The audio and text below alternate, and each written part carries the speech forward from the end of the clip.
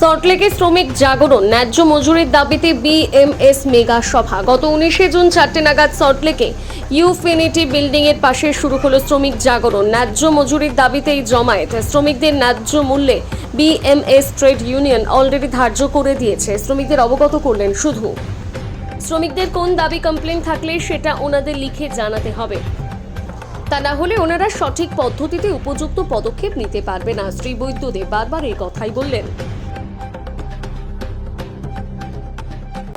প্রশান্ত চক্রবর্তী, কেএনএসডি জেলার working president. আমাদের আজ 19 জুন। আজ বিএমএস সঙ্গের যে অনুষ্ঠান সূচি রাখা হয়েছিল তা আজ সম্পূর্ণ হল।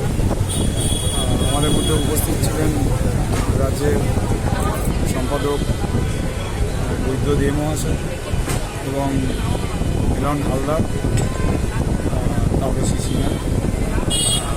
এখানে আরও বরিষ্ঠ কার্যকর্তারা ছিলেন। আমাদের বিধাননগর বিধানসভার যে স্বদেশ মজুমদার, গোরা সরকার, তারাও ছিলেন।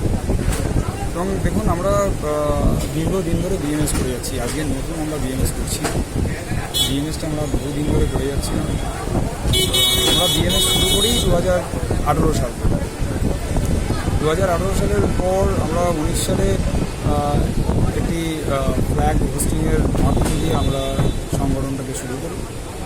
তারপরে ওনারা জানেন যে 2021 সালে ভয়াবহ যে রাজনীতির হিংসা ছড়িয়ে গেছে সারা ওয়েস্ট বেঙ্গল, সেই কবলে আমরাও পড়েছিলাম। স্বাভাবিকভাবে আমরা যে অত্যাচার হয়েছিল আমাদের উপরে, তাতে করে আমাদের তো চাকরি গেছেই, আমাদের বিভিন্ন সেক্টরে চাকরি চলে গেছে।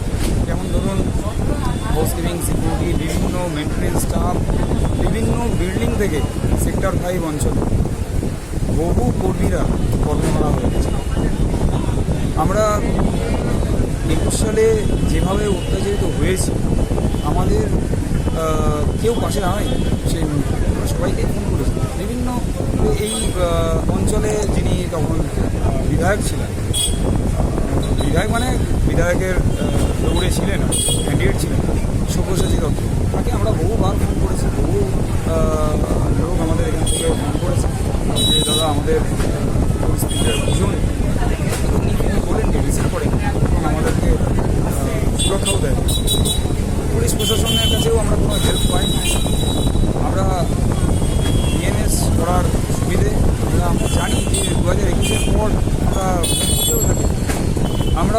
আমরা বিভিন্ন বিল্ডিংয়ের সাথে যোগাযোগ রেখেছিলাম।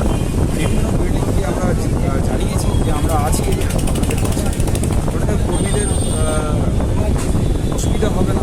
আমাদের একটু সময় লাগবে, তবে আমরা হারিয়ে যাব। আমরা আজ তো শ্রমিকরা আমাদের কথা শুনেছে।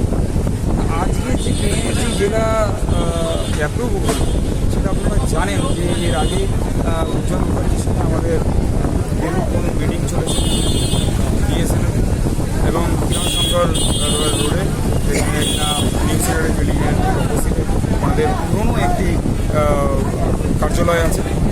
সেখানে আমাদের সঙ্গে বারবার মিটিং হয়েছে এবং আমাদেরকে এইটা স্বীকৃতি দেবে উনি প্রথম থেকেই করেছিলেন।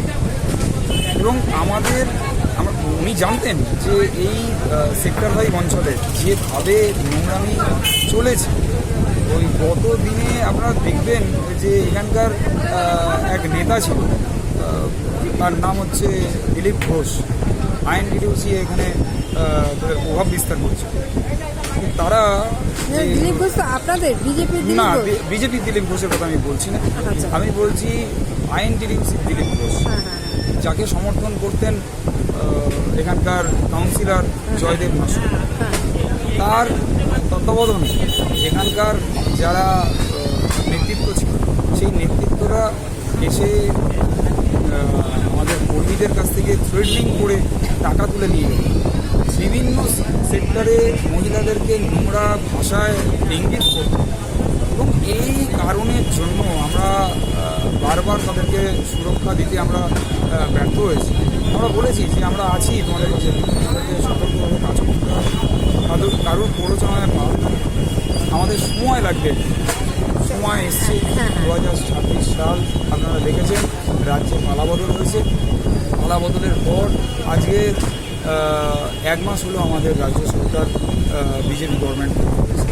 আর এটা আপনারা জানবেন যে এখানেও বিভিন্ন জায়গাতে বিএমএসের ঝান্ডা কোথাও থেকে কিনে নিয়ে এসে লাগিয়ে দিচ্ছে, লাগিয়ে দিয়ে বলছে যে আমরা বিএমএস করছি। না, তাদের কাছে কোনো অ্যাপ্রুভাল নেই। উজ্জ্বল মুখার্জি তাদেরকে অ্যাপ্রুভাল দেয়নি। অ্যাপ্রুভাল আমাদের কাছে আছে, কেএনএসডির কাছে আছে। কেএনএসডি সেইভাবেই কাজ করছে। সব জায়গাতে কেএনএসডি কাজ করে যাবে। আগামী দিনেও কেএনএসডি ওইভাবেই দেখছে যারা যেসব জায়গায় আপনারা জানবেন যে এখানে 7টা বিধানসভা নিয়ে একটি কেএনএসডি একটা ডিস্ট্রিক্ট রয়েছে, সেই কলকাতা নর্থ সাব ডিভিশন, সেইখানে দাঁড়িয়ে আমাদের দীর্ঘ লড়াইয়ের পর আমরা যে স্বাধীনতা পেয়েছি, আমরা উজ্জ্বল মুখার্জিকে ধন্যবাদ জানাই। এবং তার সাথে সাথে আমাদের যে কর্মীরা আছে, আমাদের যে কেএনএসডির মেম্বাররা আছে, কমিটি মেম্বাররা আছে, তাদেরকেও আমরা ধন্যবাদ জানাই যে কেএনএসডি সুগৌরবে কাজ করে।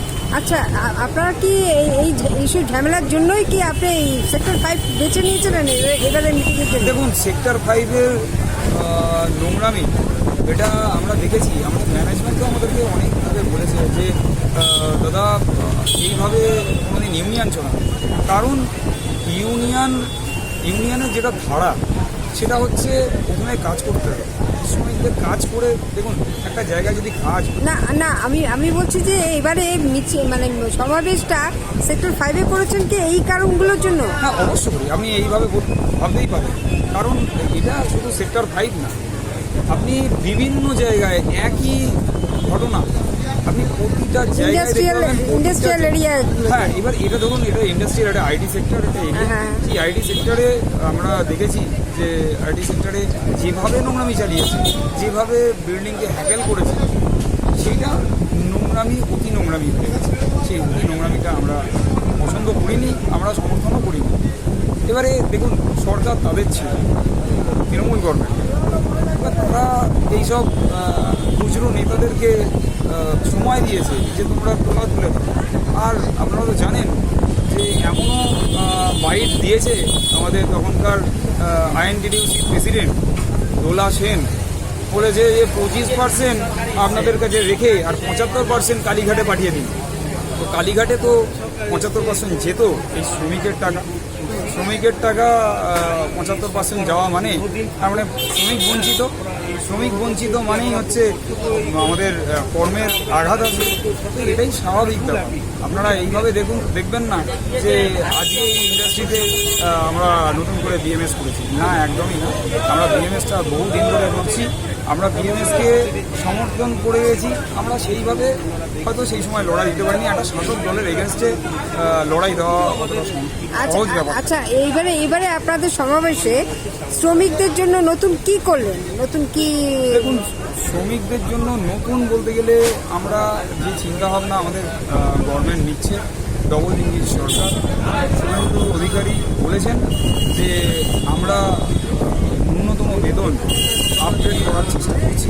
আর এই আপগ্রেডের মাধ্যম দিয়ে আপনারা জানবেন 1 এপ্রিল 2026 ইতিমধ্যেই সেন্ট্রাল গভর্নমেন্ট একটি নোটিফিকেশান জারি করেছে। ন্যূনতম বেতন সবার জন্যই হচ্ছে, সেটা আমাদের পরিচালনা করার জন্য আছে। এটা যদি আমাদের রাজ্যের যে গভর্নমেন্ট চলছে, যেটা বিজেপি গভর্নমেন্ট, যদি এটাকে অ্যাপ্রুভ করে আগামী দিনে আমাদের শ্রমিকের বেতন আপনারা ফিক্সড করে দিবেন, তাই তো? ন্যূনতম ফিক্সড করে দিবেন। অ্যাকচুয়ালি এখানে যারা আনঅর্গানাইজ সেক্টরে কাজ করছে, মানে অসংগঠিত শ্রমিক যারা আছেন, তারা ন্যূনতম বেতনের আন্ডারেই রয়েছে। কত আছে ন্যূনতম বেতন? ন্যূনতম বেতন এখন এই মুহূর্তে পশ্চিমবঙ্গ সরকারের 10,386 টাকা, যেটা আগে ছিল। এটা আপনার জানুয়ারি মাস থেকে লাগু হয়েছে। এরপরে আবার নতুন করে রিভিশন হবে, সেটা হচ্ছে জুলাই মাসে যখন হবে দেখা যাক। আমাদের রাজ্য সরকার আমাদের কর্মীদের জন্য তার মানে নতুন মানে এবারে নতুন তাহলে গিফট দিয়েছেন? এবারে নতুন গিফট যদি রাজ্য সরকার মনে করে তাহলে কর্মীরা বিশ্বাস নিতে পারে। আচ্ছা, মুদ্রাস্ফীতি আর বাইরের যে পরিস্থিতি এসে দাঁড়িয়েছে, তাতে মনে হয় কর্মীরা একটু সুবিধা হবে। মুদ্রাস্ফীতি কি কমবে আশা করছে? দেখা যাক। এখন সরকার তো এটা ট্রেড ইউনিয়ন তো আর সরকার চালায় না, সরকার সরকারের কাজ করবে। সরকার যেভাবে চিন্তা ভাবনা করছে আমাদের মনে হয় ট্রেড ইউনিয়নও না করলেও চলবে, তবুও শ্রমিক ছোট ছোট ব্যাপারে না বঞ্চিত হয়ে যায়, সেইটা যাতে না হয় সেটাই ট্রেড ইউনিয়ন দেয়। আচ্ছা, আপনি কোথায় সার্ভিস করতেন যে আপনাকে বসিয়ে দিয়ে মানে দেখুন, suspend করেছিল? যে মঞ্চটা হয়েছে সেটা সেক্টর 5 অঞ্চলের ইনফিনিটি বিল্ডিংয়ের সংলগ্ন জায়গা, নিকটবর্তী জায়গা। এটা আরটিভির অঞ্চলে চলে যাচ্ছে। আর এখানে পাশেই আছে infinity think tank building. Infinity বিল্ডিংয়েই আমি কাজ কর্মরত ছিলাম। আর আমার ইনফিনিটি বিল্ডিংয়ে 21 বছর কাজ করার পর আমাকে কর্মরত করেছে। তারপর এখন কি ওরা নতুন গভর্নমেন্টে কি আবার কল করেছে? গভর্নমেন্টকে আমরা সেইভাবে আমরা জানাইনি, আচ্ছা। তবে আমরা চেষ্টা করছি যাতে নতুন গভর্নমেন্ট আমাদেরকে সাহায্য করবে। এবং কিশোর মুখার্জির সাথে আমাদের প্রথমত এই বিষয় নিয়ে আলোচনা হয়ে গেছে। হ্যাঁ। আমাদের ধীরে ধীরে সব কর্মীরা জয়েন করছে, কারণ আমরা কাউকে বের করে দিয়ে আমরা নতুন করে আমাদের সেই আচ্ছা, সাসপেন্ডের কারণটা কি দেখিয়েছিল? দেখুন, সাসপেন্ডের কারণ কিছু দেখায়নি, সাসপেন্ডের কারণ কিছু ওরা বলতেও পারেনি। ওরা বলেছে যে এই জায়গাটায় ফাঁকা আছে, কারণ হচ্ছে দুটোর পর রাত্রি 2টোর পরে যদি কোনো বিল্ডিংয়ে 50-60 জন নিয়ে এসে যদি তৃণমূলের ঝান্ডা লাগিয়ে যদি ঝামেলা করে, যদি অত্যাচার করে, তাহলে সেই অত্যাচার কে সহ্য করবে বলে? বিল্ডিংয়ে কর্মরত এরকম ব্যক্তিরা ছিল যাদেরকে মারধর করা হয়েছে এবং